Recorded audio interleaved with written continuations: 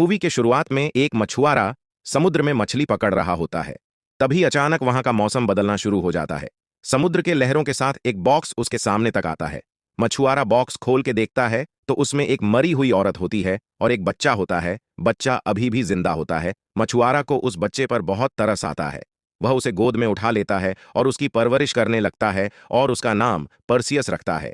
अब हमें कुछ सालों के बाद पर्सियस को दिखाया जाता है, जो कि काफी बड़ा हो चुका था और वो उसी मछुआरा के फैमिली के साथ रह रहा था।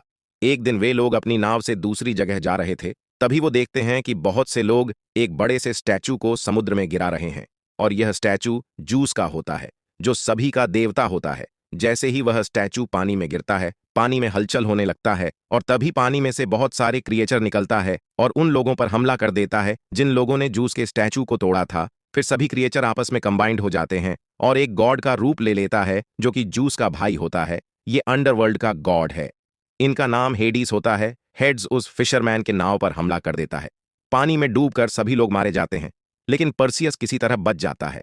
पर्सियस का सारा परिवार मर चुका था, इसलिए वह बहुत दुखी था। वह खुद से वादा करता है कि वो अपने फैमिली का बदला जरूर लेगा। अगले सीन में हम हेडीस और जूस को आमने सामने देखते हैं। हेडिस जूस से कहता है कि आप अगर इजाजत दे तो मैं अपनी शक्ति से इंसानों के दिल में फिर से डर पैदा कर सकता हूं। फिर इंसान देवताओं की पूजा करेंगे। स्टैचू टूटने की वजह से जूस गुस्से में होता है, इसीलिए वह हेडिस को इजाजत दे देता है। फिर देखते हैं कि यहाँ के राजा और सभी लोग जश्न मना रहे होते हैं कि उसने जूस के स्टैचू को पानी में गिरा दिया है। यहाँ राजकुमारी आती है और कहती है कि आप लोगों को देवताओं के खिलाफ ऐसा कदम नहीं उठाना चाहिए। क्वीन राजकुमारी से कहती है कि देवताओं को हमारी जरूरत है, पर हमें देवताओं की जरूरत नहीं है। तभी यहां पर हेडिस आता है और यहां के सभी सोल्जर को मार देता है। सभी लोग हेडिस से डर रहे होते हैं। पर्सियस हेडिस को देखकर बहुत गुस्सा होता है, क्योंकि उसने ही उसके फैमिली को मारा था। वो हेडिस पर अटैक करने ही वाला था कि तभी एक खूबसूरत सी लड़की उसका हाथ पकड़कर कहती है, रुक जाओ। उनके करीब जाता है और उससे कहता है, तुम्हारी उम्र तो हो गई है, लेकिन तुम अभी भी बिल्कुल यंग और हसीन लगती हो। ये कहकर हेडिस उसे मार देता है। हेडिस यहाँ के लोगों से कहता है कि आज से ठीक 10 दिन बाद सोलर इक्लिप्स होने वाला है और मैं तुम लोगों की तरफ क्रेकन नाम के एक मॉन्स्टर को भेजूंगा। वो तुम लोगों के सारे शहर को बर्बाद कर देगा, लेकिन तुम लोगों के बचने का एक ही रास्ता है। तुम लोग राजकुमारी की कुर्बानी देकर पूरे शहर को बचा सकते हो। हेडिस जब वहां के सोल्जर को उन लोगों के सामने पर्सियस से कहता है कि तुम तो जूस के बेटे हो। ये सुनकर वहां खड़े सारे लोग शोक हो जाते हैं और पर्सियस को कैद खाने में बंद कर देते हैं। उसे जिस जगह बंद किया गया था, उस जगह उससे मिलने वही लड़की आती है जिसने पर्सियस को हेडिस को मारने से रोका था। वो अपना नाम लॉय बताती है। लॉय उससे कहती है कि तुम जानना चाहते हो कि आखिर तुम कौन हो, कैसे पैदा हुए और गॉड के बेटे कैसे हो। लॉय उसे पास्ट की स्टोरी सुनाना शुरू करती है।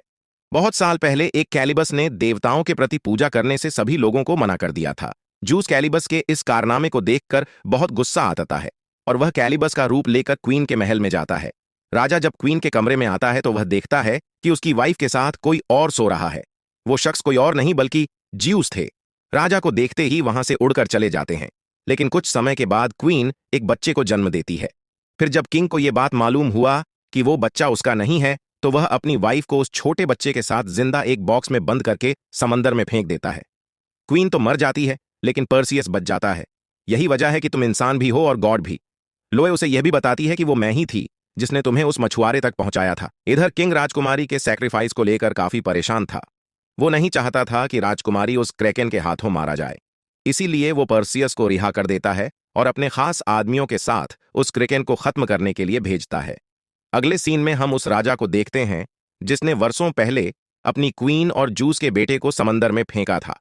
ये गुफा में रहता है और इसकी शक्ल काफी खौफनाक लगता है कि किसी तरह जूस और पर्सियस मारा जाए और मैं जूस की जगह ले लूं। हेडिस अपने मुंह से बहुत सारी एनर्जी निकालकर कैलिबस को दे देता है और उसे पर्सियस को खत्म करने को कहता है। अगले सीन में हम पर्सियस को देखते हैं जो बाकी सोल्जर के साथ अपनी जर्नी पे निकल चुका था। पर्सियस को ड्रेको नाम का सोल्जर तलवारबाजी सिखाता है। पर्सियस को जंगल में एक तलवार मिलती है जो कि जूस की तरफ से भेजी गई थी। पर्सियस वो तलवार को नहीं लेता और उसे ड्रेको को दे देता है। अब यहाँ पर लॉय आती है और पर्सियस को बहुत सारी उड़ने वाले घोड़े दिखाती हैं। वो कहती है कि इसे तुम्हारे पिता जूस ने सिर्फ तुम्हारे लिए भेजा है, आज तक इसकी सवारी किसी ने नहीं की है। पर्सियस इसे भी ठुकरा देता है और कहता है, मेरे पिता एक मछुआरे थे और मैं जूस का बेटा नहीं हूं। पर्सियस जूस को पसंद नहीं करता था, क्योंकि उसके फैमिली के मरते समय जूस ने उसका हेल्प नहीं किया। तभी वहां पर कैलिबस आ जाता है और पर्सियस पर अटैक कर देता है। दोनों के बीच फाइट होने लगती है। कैलिबस पर्सियस के हाथ पर बाइट करता है और उसे बुरी तरह से इंजर्ड कर देता है। पर्सियस को मुसीबत में देखकर बाकी के सोल्जर्स भी वहां आ जाते हैं और सभी मिलकर कैलिबस पर हमला कर देते हैं। फाइट के दौरान कैलिबस पर्सियस को मारने ही वाला था कि उससे पहले ड्रैको अपनी तलवार से उसका एक हाथ काट देता है, लेकिन किसी तरह कैलिबस वहां से भाग जाता है। जमीन पर कैलिबस के कटे हुए हाथ स्कॉर्पियन का रूप लेने लगती है और जहां जहां उसका ब्लड गिर रहा था वहां से बड़े बड़े स्कॉर्पियन से बाहर आ रहे थे। पर्सियस और उसकी फौज सभी स्कॉर्पियन से फाइट कर रहे थे और उनमें से एक स्कॉर्पियन का डंक काट देती है, लेकिन और भी बहुत सारे बड़े बड़े स्कॉर्पियन उन लोगों को चारों तरफ से घेर लेते हैं। तभी वहां पर एक और ग्रुप की एंट्री होती है। इस ग्रुप के सरदार अपने मैजिक से सारे स्कॉर्पियन को अपने कंट्रोल में कर लेता है, क्योंकि उन लोगों का मिशन भी क्रेकेन को खत्म करना था। अब हम देखते हैं कि पर्सियस को कैलिबस के बाइट की वजह से काफी दर्द हो रहा है। उसका जहर उसके बॉडी में धीरे धीरे फैल रहा था। तभी वो जिंक अपनी मैजिक से उसे भी ठीक कर देता है। वो उससे कहता है कि मैं इस मिशन में तुम्हारा साथ दूंगा। क्रैकन को मारने का तरीका थ्री विचेस के पास है, इसलिए पहले हमें उनके पास जाना होगा। फिर वो सारे लोग मिलकर थ्री विचेस के पास जाते हैं, जिसके पास क्रैकन को हराने का तरीका था। यहां तीन विचेस को देखते हैं, लेकिन उन तीनों के पास एक ही आंख थी जिसकी मदद से तीनों देखती थीं। पर्सियस उन तीनों से पूछता है कि क्रैकन को मारने का तरीका बता सकती हो, लेकिन वो लोग उसे कुछ नहीं बताती, बल्कि उल्टा धोखे से उन पर ही अटैक कर देती है। ड्यूसा का सर, वो तुम्हें मिल तो जाएगी, लेकिन उसे हराना इतना आसान नहीं होगा। तुम लोग उसे नहीं हरा सकते, और हमारी भविष्यवाणी ये कहती है कि इस मिशन में पर्सियस तुम मारे जाओगे। लेकिन पर्सियस उनकी बातों को इग्नोर कर देता है और अपने सोल्जर के साथ आगे की जर्नी के लिए निकल पड़ता है।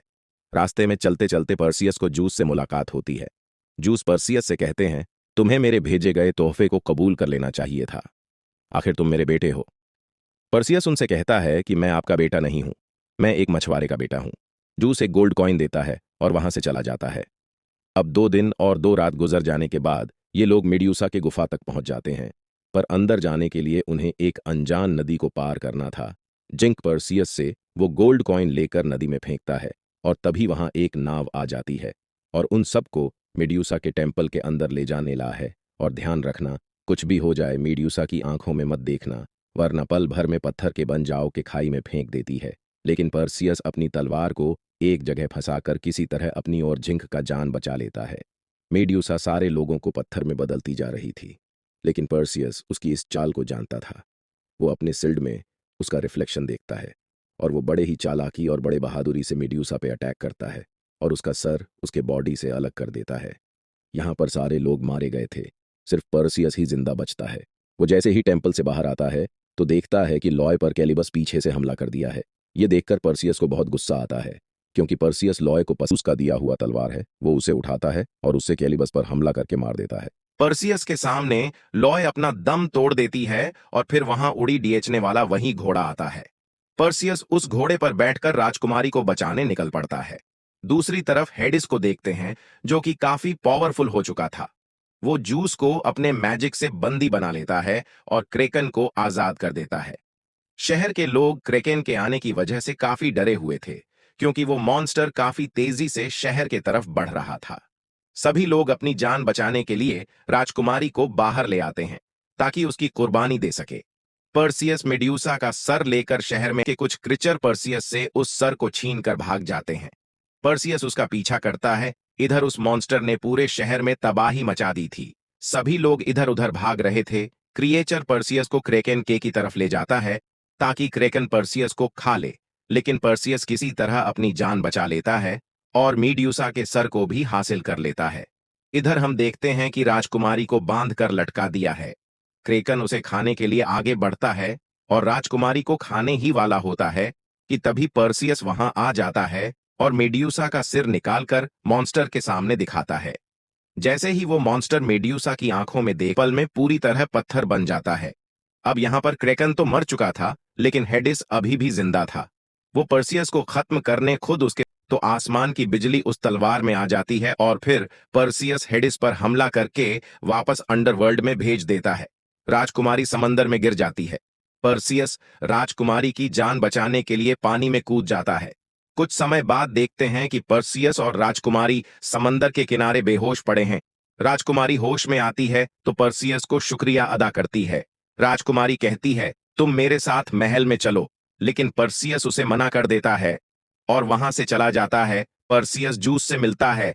जूस कहते हैं कि तुम मेरे साथ चलो, वहां तुम देवताओं की तरह रहोगे। लेकिन पर्सियस मना कर देता है और कहता है कि मैं इंसानों की तरह ही जीना चाहता हूं। जूस कहता है कि तुम यही रहना चाहते हो तो ठीक है, लेकिन मैं तुम्हें अकेले नहीं रहने दूंगा। ये कहते ही जूस वहां से गायब हो जाते हैं। तभी पर्सियस के सामने लॉय आती है, यानी कि जूस ने लॉय को जिंदा कर दिया है। पर्सियस उसे देखकर बहुत खुश होता है और इसी के साथ ये मूवी यहीं पर खत्म हो जाती है। अगर आपको एडवेंचर से भरपूर मूवी देखना पसंद है तो आप मेरे चैनल को सब्सक्राइब कर सकते हैं। मुझे सपोर्ट करने के लिए एक लाइक जरूर करें।